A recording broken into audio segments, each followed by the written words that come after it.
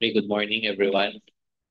So we are supposed to conduct the pre-bid conference for the following projects. Number one, convergence and special support program.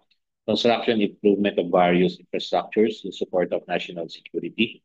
Construction of Zambales Naval Hospital, Naval Station, Leo V.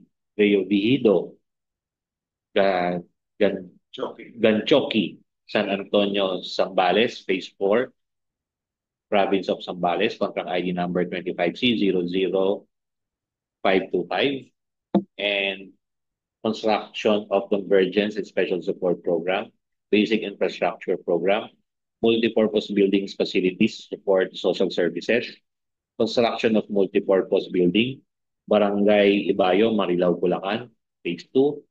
However, in view of the verbal instruction of Secretary Vince Dizon to pause the procurement of all uh, locally funded projects.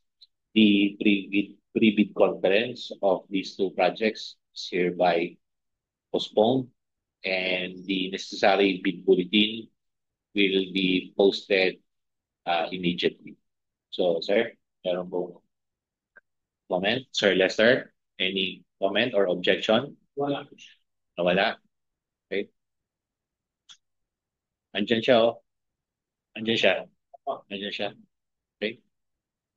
So, since wala hearing none, so the pre-bid conference is hereby postponed, subject to posting of the necessary bid bulletin. Okay? Thank you. Thank you. Thank you very much. Adjourn na po tayo.